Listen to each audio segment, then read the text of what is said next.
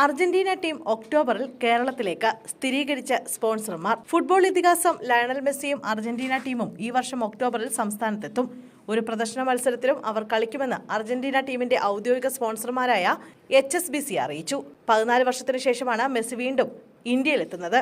Social media പേജുകളിലൂടെയാണ് പ്രഖ്യാപനമുണ്ടായത്. HSBC India Argentine ടീമിന്റെ ഔദ്യോഗിക പങ്കാളികളായി മാറിയതിന് പിന്നാലെയാണ് മെസ്സിയുടെ വരവിനെക്കുറിച്ചുള്ള വാർത്തകൾ വീണ്ടും പുറത്തുവരുന്നത്.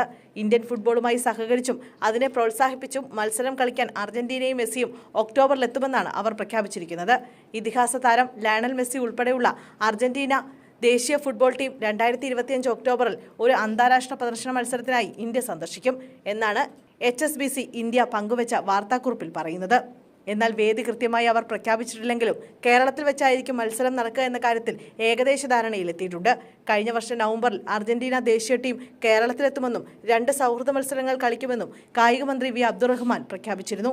ഒക്ടോബറിലായിരിക്കും മെസ്സിയുടെ ടീമിന്റെ സന്ദർശനമെന്നും അദ്ദേഹം അറിയിച്ചിരുന്നു.